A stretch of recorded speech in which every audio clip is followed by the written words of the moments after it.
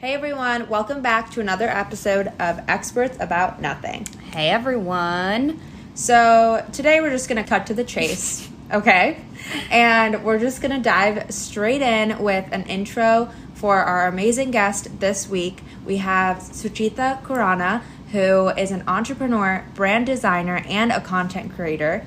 She started her first company in 2020 called Arise and Go and is now the founder of The Grounded Creative, where she helps businesses with their branding and social media presence. This is a really amazing episode. We talk through how she started her journey as an entrepreneur, launched a business straight out of college when she was literally 21, and then just taking risks and betting on yourself through this process, which I feel like we definitely don't hear enough, especially from young women of color. So true, sister. Get ready for a very exciting episode. And as always, please follow us on Instagram, follow us on Spotify and Apple, wherever you get your podcasts. And leave us a review if you really like us. Thank you. Support us however you want. All right, let's get into the episode. Audio Jungle. Hi, Sucheta. We are so excited to have you on the podcast. Thank you for being here. How are you doing today? I'm amazing. Thank you so much for asking. And I'm really excited to, have a conversation today. I know it's been a while since we've been planning this. So just really excited to get to know you two a little bit more and share a little bit more about myself as well. Yay! This is a long-awaited, very exciting episode. So we're just going to dive right in. First, Sucheta, we wanted to ask you about your background and growing up. I guess we can start with what exactly was your upbringing like and what was your community like while you were growing up? And also, where did you grow up? Yeah, I actually grew up in New Delhi, India. That's where I was born. I was brought up there as well until grade 5. Grade 5, I moved to Canada. So my community has always just been my grandparents, my parents, the neighbors. India is a very collective country. So I grew up with my next door neighbors and their family and their extended family. So I grew up with a lot of love, a lot of attention, which I loved. Yeah. But yeah, it was always very wholesome. I remember just playing outside with my friends. There was no technology, no TikTok, no scrolling. Right. A very carefree, enjoyable childhood. But at the same time, I did grow up in India and there was a lot of pressure about academics and just being a straight A student. So there was that side of my life as well. For 7 years of my life, I was the only child until my brother was born. So a lot of my personality actually is derived from just being an only child and having a lot of pressure. But yeah, that's a bit about me. I don't know if I kind of answered your question, but feel free to probe and we can get into it. No, that's great. Do you remember the transition from moving from India and coming into Canada? Grade 5, 10 years old? Is that something that's still a prevalent memory in your mind? Oh yeah, definitely. I remember, I think most of it. So what was that first experience like transitioning from India to North America? Yeah, I think it was fun. I was actually really excited. I know a lot of kids would be scared to go abroad and, start all over again. But I was actually really excited because I always wanted to travel. And I was like, this is the first country I'm going to. This is so fun. So for me, I was just very giddy. I remember the entire planning process. I remember my mom and my dad selling a lot of our furniture beforehand, packing, figuring out what to take, what not to take. Yeah, I remember a lot of it. And I remember starting school here. And I think that's kind of when I was like, okay, this is a lot more than just traveling to a new country. This is learning their ways. This is trying to figure out how people navigate different things, from buying groceries to driving to conversations. I was definitely having a hard time the first couple of years. And I think even now there's something I'm learning about Canada or just how life is here. And I'm like, wow,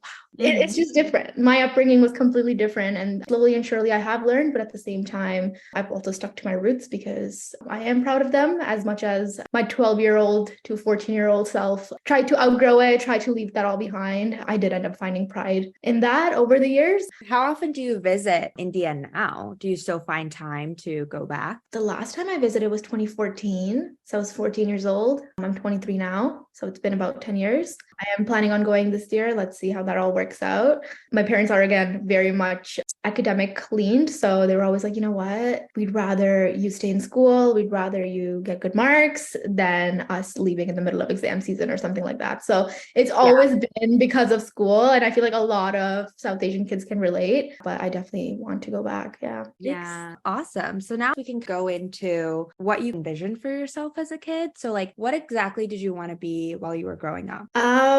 That's a tricky question. That's also something I've been just thinking about recently. So interesting that you like bring that up. But I always wanted to be different things. I wanted to be everything from a DJ to a teacher to a gardener to have my own bakery one day. Like I always wanted different things. I never envisioned myself just doing one thing. But you always have to say something as a kid growing up. And again, and I'm going to keep bringing that up because it is a huge part of my childhood. Just academically, you are supposed to always be leaning towards being a doctor or an engineer. This is no hate to like the society I grew up in. It's just like how things were. I always was kind of looked differently when I said, oh, I want to be a DJ or I want to be a teacher. I would always get this look that like, why?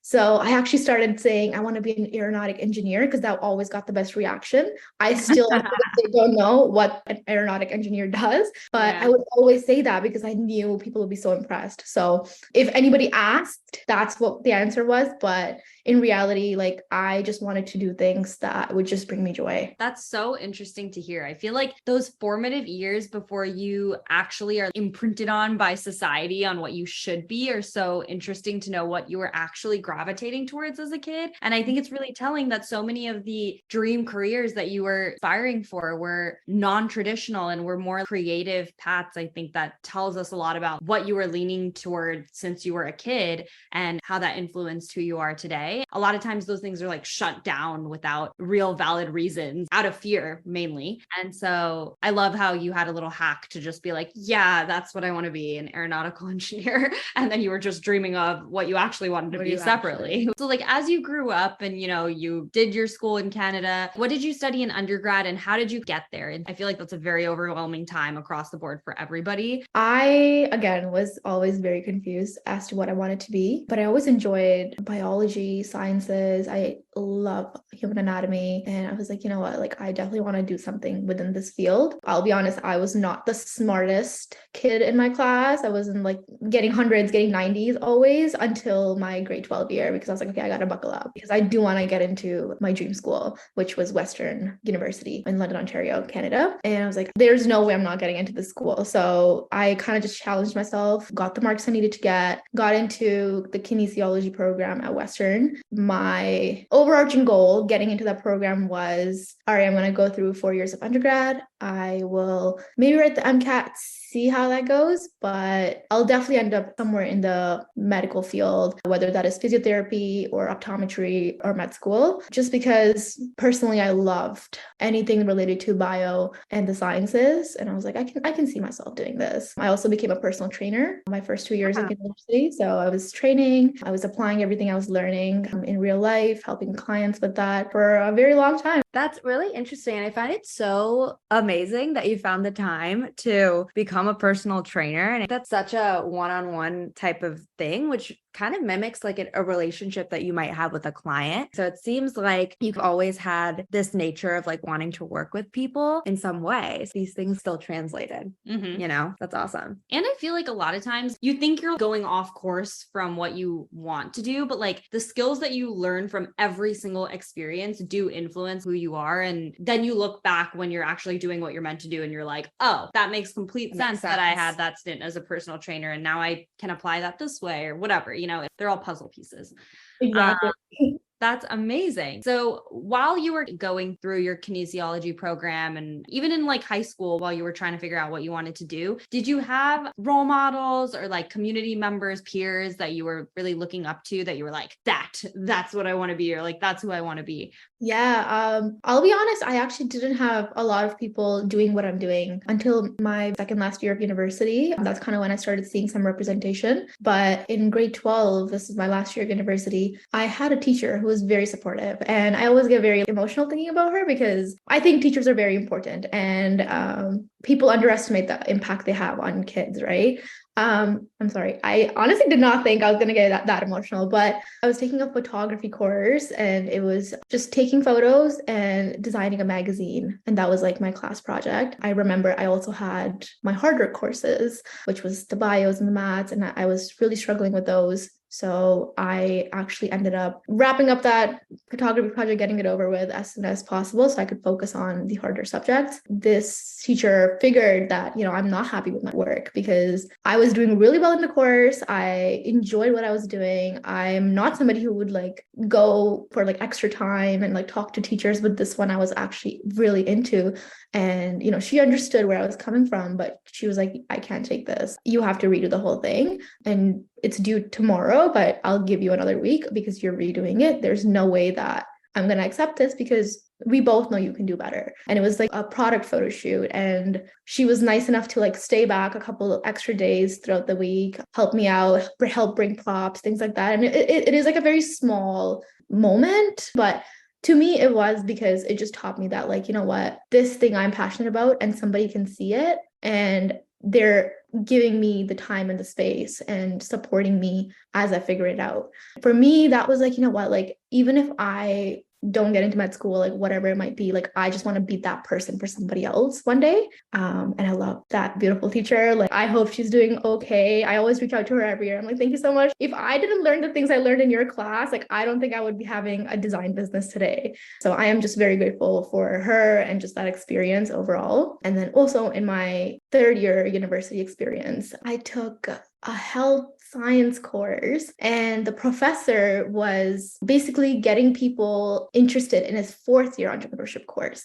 So he was like, hey guys, like I want to do this course. I just need more students for it. And he just told us about it and had a business owner who was a kinesiology student prior come in and just like explain what they do and how they pivoted from kinesiology to entrepreneurship. And I was like, whoa, like this is so cool. I always thought that I could only use my degree within the med field, but there's so much to it, right? That's also something I'm really grateful for because it got my wheels turning. And yeah. Wow. That is So inspirational. That's so inspirational. And it's just, I don't know. That's like a moment in time where like the gears shift and you're like, oh, I can see this other path for my life and for my future. And I'm clicking like what I'm actually passionate about. A lot of times, like you said, the person who's having that conversation with you or like showing you that extra attention don't even know it. They're just, acting genuinely. And then it has such an amazing impact. And like, I think you're fully on your way to be that for someone else. Thank you for sharing that. That's like a really beautiful story. Those defining moments are things that like you don't even know the power of in the moment, but then it's like years later you actually realize, oh my God, that was really impactful for me, and like that changed my perspective.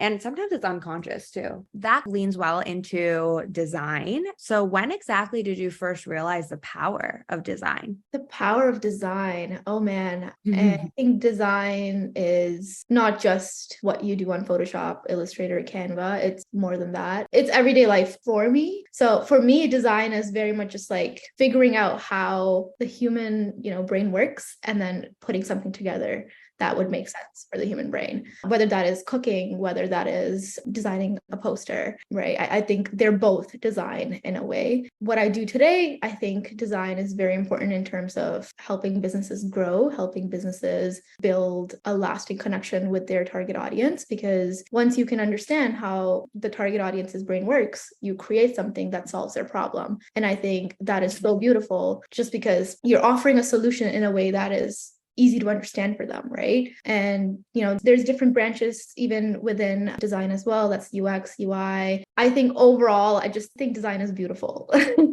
It makes things easier. And have you always kind of been thinking in this way that everything is basically a design? I think so, because I remember looking back on the way I would organize my notes in high school, or the way I wrote in my diaries, or how I tabbed different books. It was in a way that worked for me. I would always like explain people like, this is how it works for me, and maybe you should try it this way, or maybe you should try it that way. So again, it's not per se design. I'm not like creating something that's like visually there, but I always like saw systems and saw different ways of solving problems, which on like a overarching level, that is what design is, right? Like creating something that makes it easy for you to comprehend what's in front of you. I love that. And I love how you explained how design is not just how something is in an ad. It's more than that. And that's, I think, what typically, like when you think like marketing, that's kind of what you think. It's like all about the design, the theatrics of it all. But it's like, there's a lot more thought that goes into it than the visuals. Mm-hmm. And I think, like you said, like that's what makes it so powerful, because it's not just how something looks, it's the message that you're receiving from how something looks and how that makes you feel. And I love the example of being like, oh, it's like what you eat, like what you're looking at on your plate, as well as what you're looking at in some ad campaign. It sounds like even if you weren't aware of it, it was always either something subconsciously that you were kind of clocking throughout your life. In this day and age, a big part of design and what people think of as like marketing and promotion is on social media. And that's definitely, you know, like a big part of all of our lives, but specifically around, I think, your life and probably your business. So what were your first impressions of social media, and how did you make the connection that design and social media could kind of like go hand in hand and like be a powerful tool for people? I think design and social media content both have one thing in common, which is telling a story. That is what I try to focus on with everything that I do. So whether it's a website design client, whether it's a packaging design, or whether it's a client where we're working on their content strategy, the first thing we hone in on is their why. What is your story and how do you want to be perceived? What is the message that you want to share with the world? Because if you don't have that clarity, that foundation, none of the other things that you do make sense. That's like the one thing I always go back to. And I always remind my clients to go back to as well, because without the story, it's almost meaningless, right? It's just like another visual then. Yeah. That makes a ton of sense. And I also think that that's like an important aspect of how everyone should be thinking. Like, why are you actually doing this? And like understanding that. And I think it's beautiful that that is so central to like your approach to design, because I think that's what makes it all the more like relatable. I feel like that's what the most successful campaigns that I see are like things that like really focused on that discovery process before they just go on and like try to get a design completed. Out of curiosity, a fun question is, what was the first social media account that you made for yourself? Well, besides my personal account, which I would barely share anything on. The first social media account I had was my fitness account, my personal training business account. It was called Sucheta Fit. And now it has over the years transformed into what I'm doing today. This is before I even thought I would have my own business or be designing or anything like that. Like, this is still when I'm studying sciences, and it was just me finding a way to just share my creativeness in a way that also aligned with my career goals. So I would spend hours creating graphics on Illustrator. I would create content regarding postural exercises and things like that. And I really enjoyed what I did with that account. But yeah, like I said, it just transformed into what I do today. Amazing. That's really cool. That's like the origin story of your current business. I mean, a lot of people learn about kinesiology and, you know, maybe like have the skills to be a personal trainer and even are personal trainers. But I think taking the step to like, be like, oh, let me, you know, share this on social media and like get this information out. Like have this platform. And I think that takes like a special amount of effort and interest that you had, which is cool. And we know how long it takes to make social media content. So respect for putting that together. Thank you so much. I think for me, it was just, I enjoyed the content creation process more, which like now after a while, I'm realizing that as much as I loved kinesiology, I loved personal training, the stuff I learned, I still apply to my life today. It was the creation process. It was, again, the storytelling and sharing that message. That's what excited me. For a while, I was like, oh my gosh, like I wish like I'd continued with personal training and, you know, it would have been so different. But now that I look back and I'm like, I actually just enjoyed sharing content and creating something that was helpful and educating people in like a fun way. So that just makes me more happier doing what I do today. Well, that's amazing. That's awesome. like such a cool journey that you went on to finding that, and such a unique path, which is exactly what we want people to know about here on Experts. Okay, well, I feel like that actually leads us perfectly into our next question, which maybe is even starting your fitness account, but When did you know you wanted to start your own business? I feel like that is a daunting thing for a lot of people. When did you have that curiosity, and like when did you think, oh, this could be my career? Yeah, this is a spicy story. Ooh. It's a little bit of a long one, but like I mentioned, I always was like a planner and just coming up with different ideas. I had so many Pinterest boards growing up, just adding different things. Like, this is how I want to decorate my house, and this is how I want my future restaurant to look like when I retire. I want to bakery. So like I always have all these ideas, someday ideas. And I remember one day I was just at the bus stop and I just like had a random idea about a business name. And I'm like, I don't know what this business would be. And I don't even know if I would ever open a business, but let me just like write it down. So I make this note about this random business idea, random business name. I still do that, by the way. Like, I still have like a long list of business ideas, business names, and I just put that one back in my pocket, call it a day, whatever. And then in a couple of days, my roommate actually was like, hey, there's this entrepreneurship workshop thing. Like, we should go do it because it'll look really good on our resume, because we're going to be applying for internships this summer. And I'm like, that's so smart, because we wanted to apply to health startups and things like that. And we're like, yeah, like, let's go, let's do this. So we end up going to this workshop. It turns out to be so fun. And we get to meet so many people, faculty, as well as like other entrepreneurs. That's when I was like, oh my gosh, like, this is insane. Like, there's this whole world out there. And, me and my roommate, we love talking about what we were learning, by the way. Like, we would come back home and instead of going out, we would just stay literally in our PJs, drinking wine and just talking about what this professor said and what this professor said. And we'd just be debating back and forth. That turned into us thinking of a business idea and applying to a pitch competition on a whim. So we applied and we got in. We applied the night before. We didn't know anything about business, writing a business plan or anything like that. Ended up applying, ended up getting in, and we got our first round of interviews. And once we completed the interviews, that's when we went into lockdown. Oh, man. Oh, wow. So that's when it was kind of just like, what are we doing? How do we go about this? Are we even going to get accepted? Are they still going to continue the program? Whatever, long story short, we ended up getting in. We ended up getting funded $10K for a business idea. Oh, that is phenomenal. We didn't know anything about what we were doing, by the way. We just applied. We're like, hey, it would look so cool on our resume. That's it. And because of the funding, we're like, you know what? There is scope here. Let's try it out. Let's see what happens. And we ended up launching Arise and Go, which was my first business. It was popped water lily seeds. And this is a business I was writing about on my phone, and it just turned into a reality over a couple of months. We ended up pitching more, working with mentors, getting commercialized packaging, getting our commercial kitchen, getting into stores in the city we were in, and getting featured on CTV, CBC. Like, it was just like bang, bang, bang, bang, bang within the pandemic, which was really cool. Like, I fell in love with entrepreneurship. It wasn't like an overnight thing, and it wasn't like okay, I can do this. It was failing again and again, working for like 22 hours a day, burning out, and still wanting to show up. And that's kind of when I was like, you know what, like, I want to go into entrepreneurship. I want to test it out. I want to work on my own terms and see how that goes. I want to see where it leads me. We were doing everything ourselves, from branding to the social media, the web design, the email newsletters. Like, we did everything ourselves, because 10K is a lot of money, but when you're growing a food business, 10K is nothing.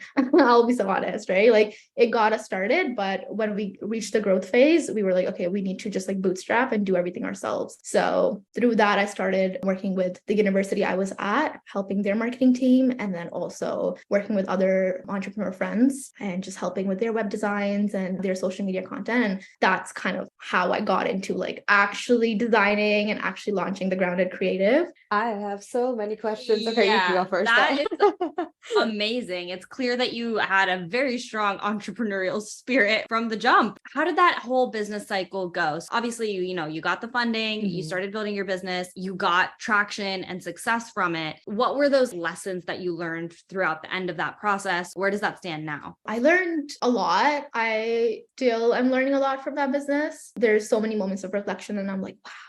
Or I'd be talking to a strategy client and they'd ask me a question. And even though like I don't know the answer, like I've been through it. So I'm able to just like help them out and tell them what not to do.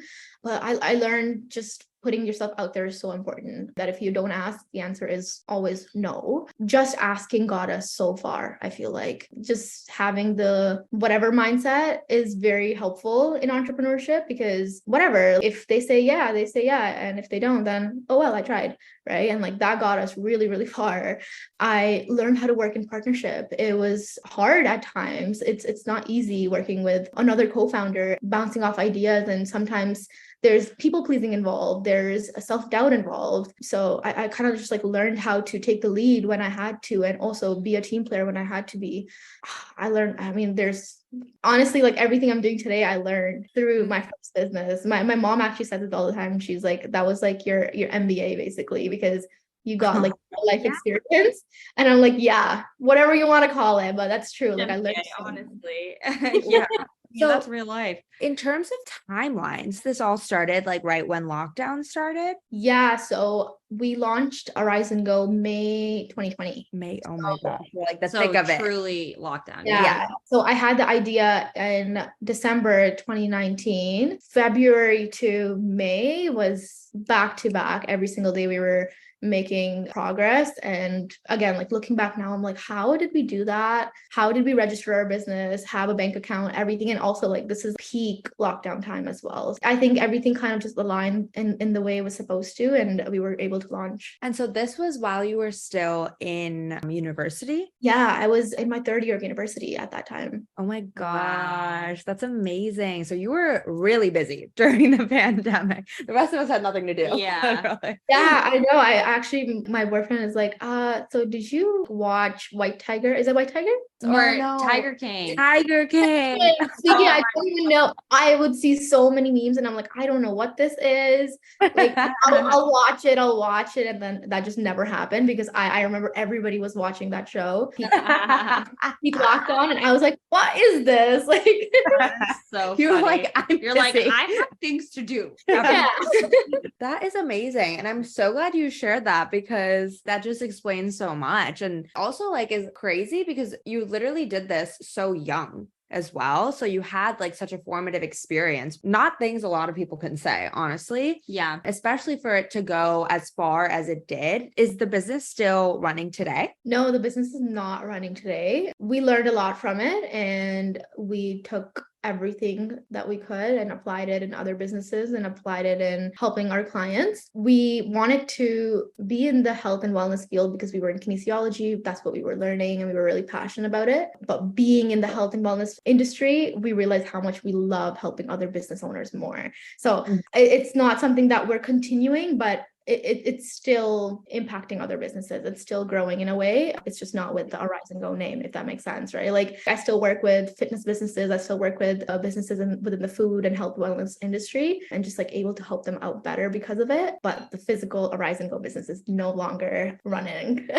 Well, it seems like you guys got so much more out of that than just that initial business. Yeah. So phenomenal regardless. Now I guess we can just roll into your current business. Yes. So my current business is The Grounded Creative. We offer we offer one-on-one strategy, brand design, and website design. I also offer content creation services that is separate from the Grounded Creative entity, but you are still working with me. That is fairly new. That is something that I introduced very recently, just because a lot of my clients who I was helping launch with their branding and their website wanted support with social media content. And that has just been something that's been flourishing on its own, but I didn't want to merge the two, just because the Grounded Creative is more for the design side of things, and then content creation is more within the growth side of things. So I am in like a figuring it out phase as a solopreneur, but yeah, that's kind of how I would explain it. Amazing. Very And cool. just one more follow-up before we dive in. Did you ever have time in corporate, or did you kind of just dive into solopreneurship pretty early? Yeah, I did, but I've never had an office job. I've never had a 9-to-5 corporate, but I have worked with other companies while I was growing Arise and Go within my third and fourth year of university. That's also when I worked with the Western University's marketing team. team. A couple months after that, ended up working with 2 other small businesses as their marketing executive. So I do have experience working within a team and working for other businesses, but not in a physical world where you go to work and you have an office and things like that. Yeah. That's really cool because I feel like you started out of undergrad with this like really unique perspective of just building your own business and then building another business, which is incredible. I know founders who have had time in corporate and then moved into, starting their own business, but I feel like this lens is more unique, at least the stories that I've heard from people, and jumping right into it, I think gets you over a lot of the hurdles that people face when they're in corporate, because you have a security net really of like a comfortable, cushy life. You're not taking sole ownership over everything that's going on, and steady income.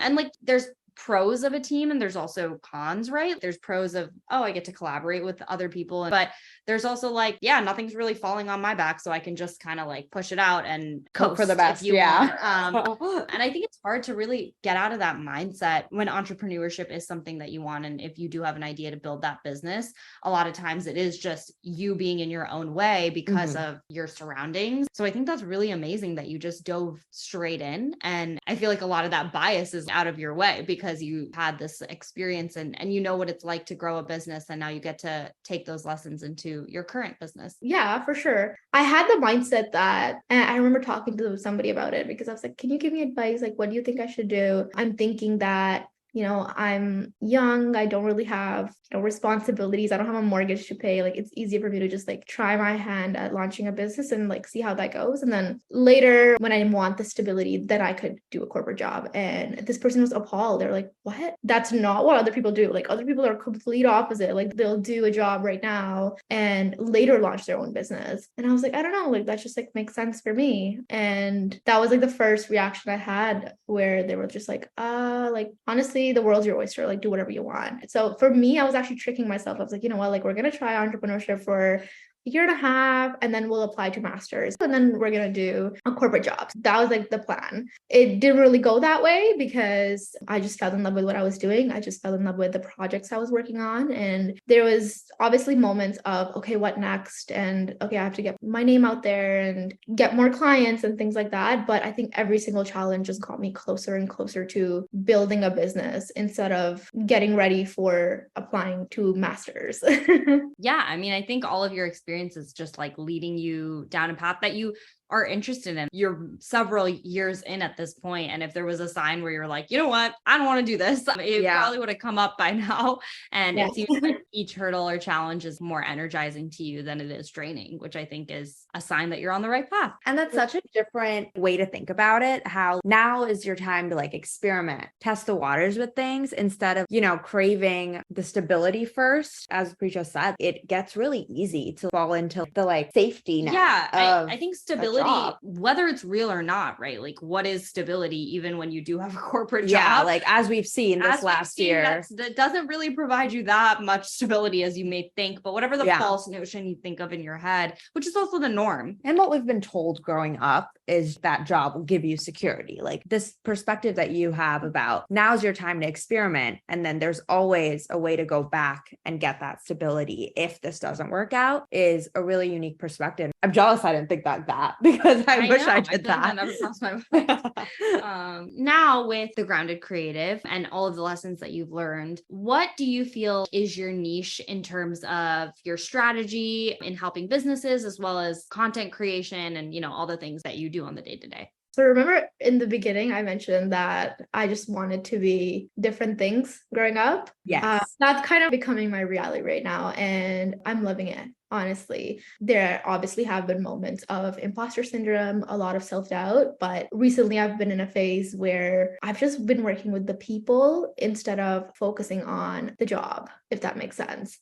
Just because at a very early stage within the Grounded Creative journey, I was like, you know what? The reason I wanted to get into the marketing side of things, the design and storytelling side of things was because I wanted to help people tell their story. It wasn't to get business businesses to make money. They're the same thing, right? Like the better you tell your story, the more money you make in a way, at least in today's world. But I just want to help people in general tell their unique stories. So I have been loving working with different individuals from a variety of industries, getting to learn their background, where they're from, and how they got to the point that they're at today, and be able to help them articulate that within their content and their web designs. And then I've also been on my here and there spare time creating content for brides. So if you are getting married and you're looking for a content creator to capture the behind the scenes, I've also been offering that service as well. So that's also why I've kept content creation separate with the Grounded Creative, just because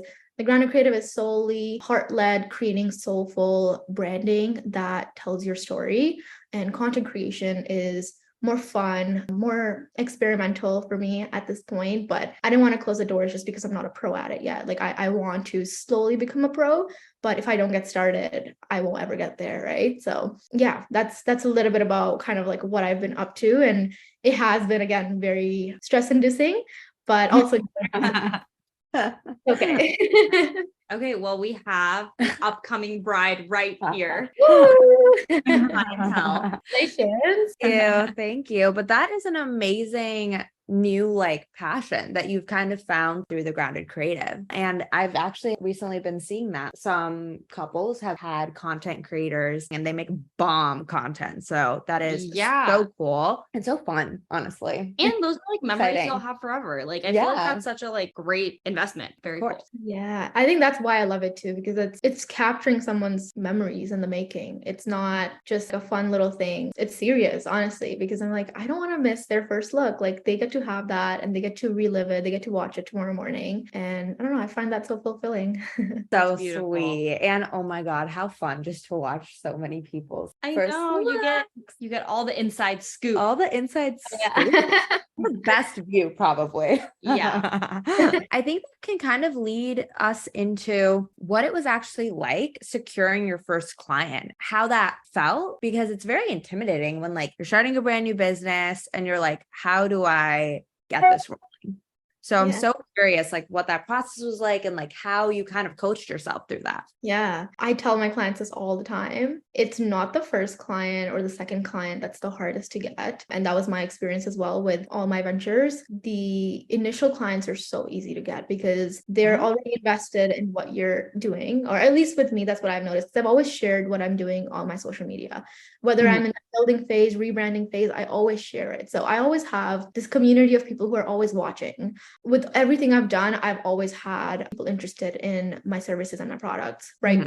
So that's been really easy for me. The hardest thing I personally think is once you've gone through that initial circle, whether that's your friends, family, and your community, now you have to market yourself and educate people what you're all about. This is strangers. This is people who don't know you, don't know your story, don't know where you come from. It's a lot harder to sell and a lot harder to get them convinced to work with you. I worked with a lot of clients right off the bat because I was just like, hey, like I'm still learning. I haven't figured it out. Would you be willing to, work together and give me feedback? And obviously my pricing would be lower. So that was great for the clients and great for me. And then once I would like officially launch and be in the market for clients, that's when it was just crickets. I was like, oh, what do I do? Like I'm great at launching, but like I now have to grow this business. And like, I don't know how to get out there. I don't know how to talk to people. I have no idea how to get people who don't know me and know my story, get interested in what I'm offering. So that's when content creation came into play. That's when a lot of networking came into play. I noticed that I had a lot of negative connotation around networking. So I had to unlearn a lot of things around that, just because networking isn't just about selling. It's about building relationships. It's about having genuine conversations and listening to other people. And that took me a while to learn and figure out. I also am a solopreneur. I was, with a co-founder before, and that was a lot easier because it's like you get to push each other and you get to kind of challenge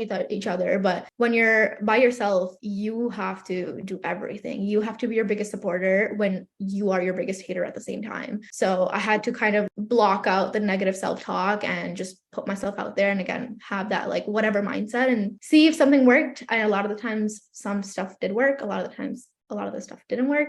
So it's just about like figuring out the type of people you click with and what's sustainable for you. I know for some people posting 5 videos a week is sustainable, but for some people maybe posting once a month is sustainable. It just really depends on like figuring out different ways you want to get out there and share your story, because the hardest people to turn are the people who don't know you. Yeah, no, definitely. And I can imagine when you are in it kind of alone, you have to really push yourself in so many different ways, not just, going to networking events, but also like pushing yourself to make this presence for yourself online, which is so intimidating because you're like, not only are like everyone I know could see this, but it's also like, this is like what people see when they first come across me on social media. So it's like very much an important and serious thing to do that. And also not easy. Like content creation is very difficult. So doing that all alone while also building a true business is so difficult. So I commend you for going down that path. And I'm super curious, how exactly did you use social media to grow your following, but also grow your clientele? And how did like those initial conversations go with people that you didn't know? Yeah, I'm still learning.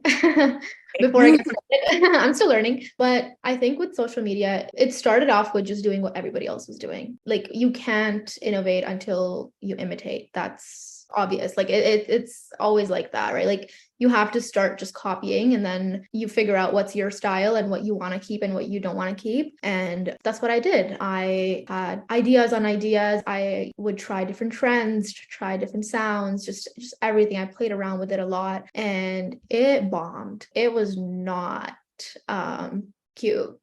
Lack of words, but it was not cute. Like looking back, I'm like, this is so cringe. But it taught me how to self-promote in a way where I'm just being me. I'm just talking about what makes me happy. It allowed me to just show up with more personality. And I'm proud of myself when I post content now. Now it's not like, okay, let me refresh and see like how many likes this got. Like I don't care. I learned that it's not about the follower count or the likes. It's about the community you're building. It's about the amount of people that are invested in your story. And ultimately, it's also just about how much work you're getting out of it. And if I'm getting a lot of work out of just 1,000 followers, why will I just kill myself over trying to get to 10K? It just didn't make sense to me. So a lot of just like trial and error. That's kind of how I learned it. That's why, I didn't want to mix content creation with the grounded creative, because I'm still figuring it out. I'm still refining it. I'm still coaching people through that in the ways that I've learned it. And it's completely different. It's not just, okay, build something pretty and people are going to look at it. I think content has surpassed that for a while now, especially because of TikTok. There isn't a lot of attention going towards aesthetics anymore. It's more about storytelling, more about the meaning instead of the fluff behind the content. So yeah, it was just a lot of trying different things, a lot of negative self-talk and overcoming it, and learning to promote myself even when I was like, I don't know how this sounds. Like, I'm not sure if you guys watched the Barbie movie recently. We did. Oh my gosh. Like, that's kind of what they talk about as well. It's like, you can do it, like put yourself out there, but like, don't overdo it. Right. Like it was just like trying to find that balance, but then also being okay with putting my own personality into it and being like, you know what, like this is all I have. And if people are going to accept it, they're going to accept it. And if not, then they can find somebody else to follow. That is a very hard mindset to earn. And sometimes you earn it and then you fall right back down and the self-doubt comes in. It's a work in progress. It really is. I know. It's so funny. Every single person we've interviewed with, we like always get to this point of talking about imposter syndrome, which was literally our next question, but like it comes naturally. So much of creating content and social media and this whole process of wanting to put yourself out there and express yourself comes with such an additional hurdle of questioning everything about yourself in the process. And I love your coin term of like just having a whatever mindset and really just being like, what is my why? Like, why am I doing this in the first place? And focusing on that, and that'll help you block out the noise, which inevitably comes up. Social media is a thriving place. It's also a toxic place. And it's also a place of massive comparison. And there's way too many people to like make you feel inadequate if that's what your mindset is letting you feel. So I love that you already like kind of naturally touched on all of that. Yeah. Yeah. I mean, I don't even think we need to run that back. I don't think you can have a conversation about social media and not get into imposter syndrome. Part of it, they go hand in hand, and you have to kind of just like work on your relationship with imposter syndrome. Once you start creating content, it's easy for some, it's not as easy for a lot of people, but again, at the end of the day, I think we're all work in progress, because all these apps are so smart. They're so good at making you feel bad about yourself. They'll find different ways. So you just have to remember that. You just have to remember that they'll do anything to keep you on those apps. And this thing pays my bills. I'll be honest. I love TikTok. I love social media. But at the end of the day, like I understand that, and I know I'm quoting Spider-Man now, but with great power comes great responsibility, right? And like a lot of these apps don't take responsibility. So wow. Period. Yeah. Amazing. Now we can kind of go into you being a solopreneur. How do you stay so disciplined? I know you said you were organized as a kid, but how do you keep focused and disciplined when this is your business? Yeah. Well, I'm happy doing what I do. First of all, I think I genuinely enjoy it. I love coming to my desk every single day and going through my emails. It makes me feel like the main character. I'll be so honest. I have romanticized it. I've learned to romanticize it. And I'm like, this is top tier, right? With my coffee in my hand, nothing can beat it, right? But another thing I think that led me to just build the discipline in the first place is my parents. They have been nothing but supportive, but at the same time, just, being the oldest sibling in the house, I was like, you know what, like if I'm not taking a conventional route, my unconventional route has to be more successful than a conventional route I could have taken. So that's just like a little pressure point that I have built for myself. And a lot of people might say that's not healthy. And I might agree with that as well, but like it helps me, it fuels me. I've always been the watch me kid. Like if someone's like, no, you can't do it, I'll be like, no, watch me. Like I will do it. So that's kind of why. Maybe it's the ego, maybe it's the stubbornness in me, but that's what keeps me going because I want to be successful. I want to be able to have an impact. I want to be able to have stories for my grandkids, I love that. And in this day and age, you just need to be self-motivated to get things done because it is so easy to get distracted, to hear so much negative talk and like feel so much negativity that you don't even start or you it stops you from even trying. And it's really easy to not try. And also I think as children of immigrants and an immigrant yourself, there is this complex in our head where it's like, okay, we made it here, but now we have to like continue the trajectory upward. And that's a lot of pressure. And I think it can be both negative and positive, but it seems like you channeled it in a really positive way. And I love how that pressure didn't stop you from doing what you wanted to do. You were like, I'm going to do what I want to do, but I'm going to do it incredibly well and build something that can provide more examples to people of more paths that you can pursue in life. That's why we have this podcast to tell stories like this, because it's like we just don't hear it, right? And people are out there, especially minorities, having these interests and thinking that it's not an option for them because that's what they've been told and that's what they see. So I think every single story that you can highlight to be like, no, I'm not going to take that as an answer and I'm going to build this and do it well and do it with a drive and passion. That's like way more powerful than I think any of us even realize. Yeah. Well, thank you so much. Also, like that's so sweet. I think we are all main characters, right? Like at the end of the day, we only view world from like our own perspective. And I saw a TikTok recently that was like, imagine if you were watching a movie and the main character was just constantly doubting themselves and not taking action on these dreams that they had. You're not going to watch that movie. You're not going to be interested. Yeah. Gotta do things for the plot. You gotta do some main character shit. And I know that sounds so cringy, but like that's the reality. Like, it's either you take action, take the risk, or you spend your time just constantly doubting yourself and waiting for your someday. And wondering, and wondering what could have been. Okay, so I think you kind of touched on this, but curious on how your friends and family and your community just reacted to this non-traditional path and you building your business. So the first time around, I feel like was like a exciting, like whirlwind of a situation where you were still in school and you got all these exciting opportunities. But the second time around, it's like, okay, all of the dust has settled and I want to do this again. So like, how did people react to that? Everyone in my life has been very supportive and I'm very grateful for that because I know a lot of people don't get that type of support. So I am very grateful. My parents have been very understanding. Of course, there has been still pressure to write the MCAT for fun. Just write it for fun and see what happens. Like, what if we do that? It's like, no, not happening.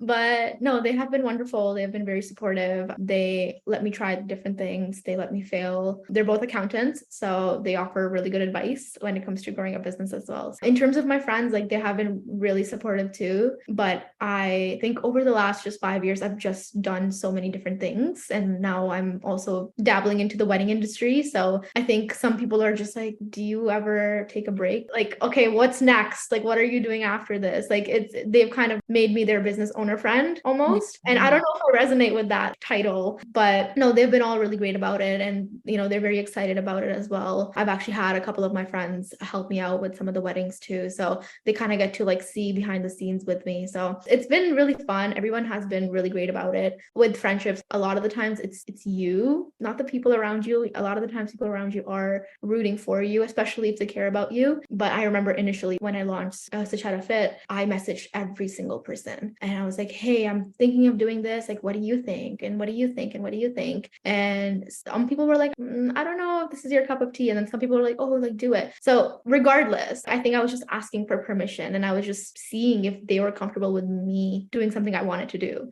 So over the years, I've kind of also learned to take less feedback because a lot of the people in my life aren't in my shoes. They know a lot about my story. They know a lot about me in general, but they're still not in my shoes, right? They're only going to give me answers that they're comfortable with, and no shade, no hate, like to each their own. So I think I've also just learned to separate my personal and business life, because when you're a solopreneur working from home, your business becomes your entire personality. It becomes 24/7. It becomes something that you eat, sleep, cry. Everything you do is surrounding your business. So over the last few months, I've really tried to like separate the two, because I want to be a person outside of being a business owner. I want to be a friend outside of being a business owner. So that is just something I've been navigating over the last few months. But overall, everyone has been so supportive. Here and there, I get some remarks, but that's just part of entrepreneurship, I think. And you can say whatever, because that's your strategy. That's the method. That's the method.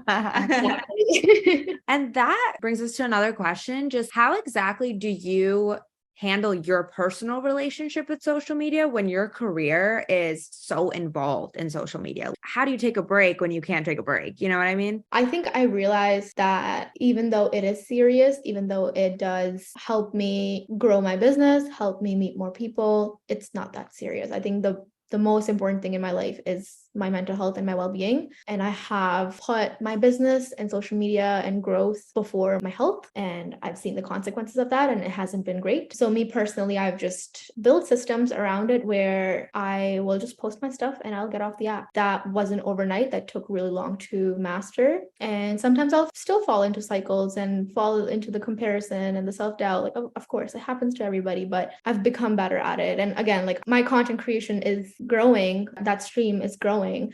So I've actually invested in a phone. So I have two phones now. So I have like two separate just like devices.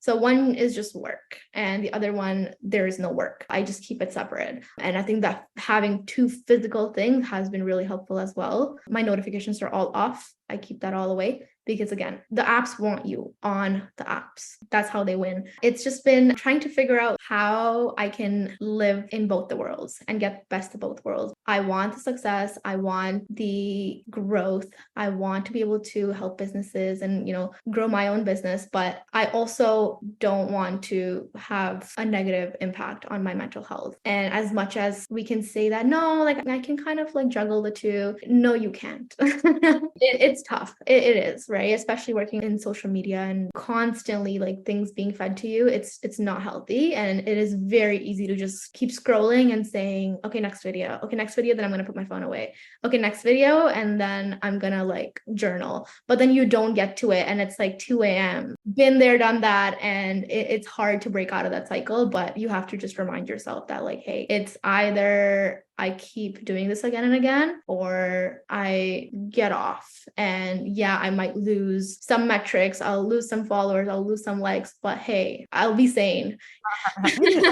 I'll have it's taken so long, and it's been so, I think that's the hardest thing being a solopreneur for me, to be honest, like separating myself from social media, because I work from home. My way of meeting clients, my way of networking, my way of getting out there is through social media. You need to build a wall between your personal life and your business life, because otherwise even, me time goes into your business and then you have no energy to give outwards, right? Like, because you're just pouring everything into comparing yourself with others. Wow. Yeah, I relate deeply. I feel like, as you said, these apps are built to like suck you in and keep you there. And so when you can like snap out of the vortex, vortex, like literally the trance, and realize that you're trapped and you need to get out and find ways to take care of yourself. Cause it's really like a withering impact that you don't notice until you're like really deep in it. And then you're like, whoa, like what's happening to me? I don't know what's going on. And it really does negatively impact your mind if you're on it too much. So I love the 2-phone hack. Maybe when we grow our business a little bit, that's something we can invest in. We have to trade which one of our phones our social media should be on, like week per week or something. But yeah, I think physically separating it makes a lot of sense. Cool. I feel like we've honestly touched on literally everything, covered it all. This was such an energizing conversation. I feel like we've learned so much from you. So thank you so much for all your insight. Like I'm like inspired post this and I'm like, I have some ideas. I know. I like through the conversation, I feel like I've gained so much. Oh, thank you so much. That means a lot. I've been coaching myself over the last, I don't know how long, and it's not easy for a lot of people. They require the support, they require the guidance. And because I've just been hyper aware of every single thing that's happened throughout my journey, that's just allowed me to pour back into the community that I've built. So thank you. Like that means a lot. Of course. And we always like to end on a favorite social media presence themed. What brand has your favorite social media presence currently? Easy, Midday Squares. What is that? You don't know Midday Squares? Oh my gosh, I love them. This is so funny. I've only done a couple of podcasts, but somehow Midday Squares gets brought up in every single one of them. Midday Squares is actually a chocolate bar company, and they are from Montreal, Canada, but their social media is so well done because they don't push their product. They just talk about their big why, things that are happening behind the scenes, whether that is couples therapy, whether that is, how to solve big issues like printing the wrong label for like 100,000 packaging, just like other things that you don't see from, big box companies. I am so inspired by them because they're just so true to their brand. They truly don't care about, again, just like the metrics, even though I know like they have an entire team and metrics do matter when you are growing a brand, but they just do it in such a way where I want to watch it. It's like keeping up with the Kardashians. Like that's how they're and I want to see what's happening next. So definitely check them out. If you are someone who's getting started with posting content and you feel like you have to post content like everybody else on social media, I think that's like a really fun way to see that. No, you don't. You can just record whatever is happening and put it together in a way that feels right for you and share it with the world. And that's where the magic happens. Wow. Wait, I will check them out. Yeah, me too. I love them. Kardashians. Say less. Say less. We're always there. And chocolate. We would love for you to plug yourself to our community and share where they can find you. Yeah, so you can find me at The Grounded Creative on Instagram. My website is thegroundedcreative.com. If you want to connect with me personally, it is Sucheta.Khurana on all platforms, whether that is Instagram, TikTok, LinkedIn. But yeah. Amazing. Thank you so much, Sucheta. This has been super useful and I'm excited to get this out because so many amazing insights. So yes. Thank you. Thank you.